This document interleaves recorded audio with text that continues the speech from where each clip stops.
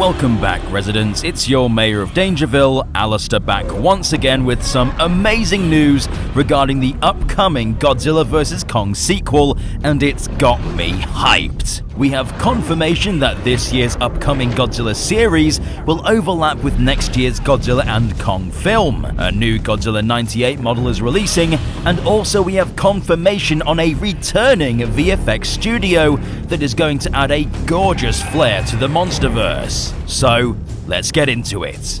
In an interview with Collider, Matt Shakman, the showrunner for the Godzilla TV show, said some pretty interesting things regarding the upcoming series.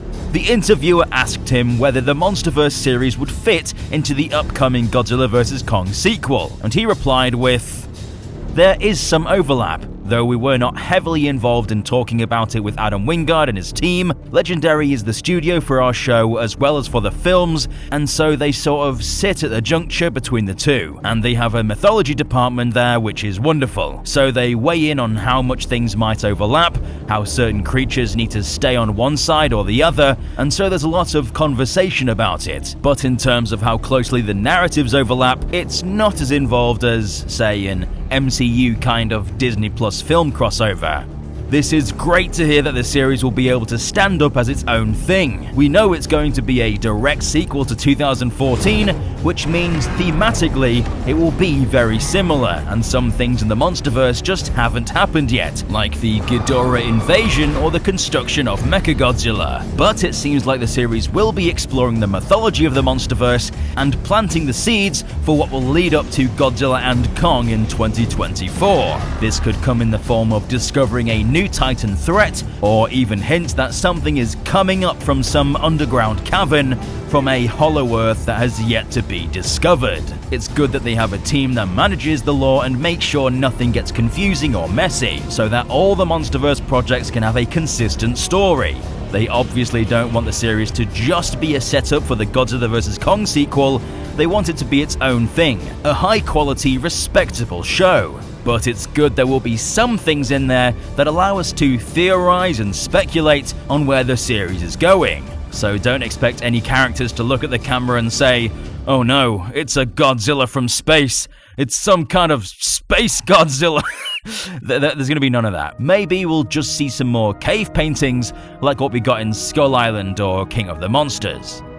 Now on to the next news. Dope Pope, whose work you might recognize, is celebrating the 25th anniversary of Godzilla 1998. Oh god, it's been that long. By making some 3D printed kits of everyone's, some people's favorite giant mutated iguana.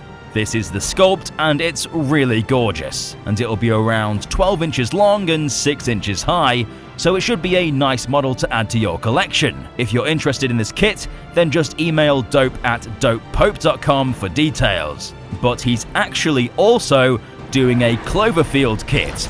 It's not only the 25th anniversary of Zilla, but it's also the 15th anniversary of Clover. So he's designing a 6-inch assembly kit of this terrifying monster. I love this film, but there's literally no merchandise for Clover outside of this impossible to find figure that came out centuries ago. So finally getting a new model after all these years is really cool. So if you're interested, then email dope@dopepope.com. You can also go and follow Dope Pope on Instagram to see any updates about the kits. Now on to the final bit of news. Godzilla and Kong has just added another VFX studio to its list of clients. Scanline VFX, MPC and Rodeo FX were already working on it, but Weta was recently confirmed that it would be returning for the upcoming MonsterVerse film. Obviously you all know Weta from The Lord of the Rings, King Kong, Avatar: The Way of Water, and most relevantly, the stunning Hollow Earth sequences from Godzilla vs. Kong. But not only this, Framestore is also being added to the long roster of studios working on the upcoming film. They recently did Top Gun Maverick and also worked on Godzilla King of the Monsters. They specifically worked on the Mothra hatching sequence, the shot where Mark is flown to Castle Bravo in the Osprey, and the moment where we see Godzilla using his intimidation display. So some undeniably beautiful scenes. Since they did an exceedingly fantastic job with Top Gun Maverick's flying sequences, could this be hinting that the same technology will be used to bring Rodan to life? Or perhaps a new flying monster altogether? We'll have to wait and see. Which was your favorite news? That the series will overlap with the film, the Godzilla 98 model, or the returning VFX studio? Let us know in the comments section down below.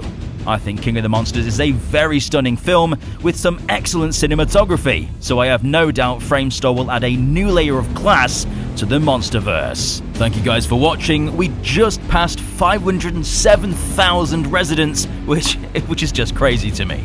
If you enjoyed this news, then leave a like, and don't forget to subscribe and stomp the notification button to become a resident of Dangerville today. Thanks again to my members for supporting the channel. You guys are awesome. If you want to become a member, then follow the link, which I'll post here. I've been Alistair, and we'll see you, residents, in the next one.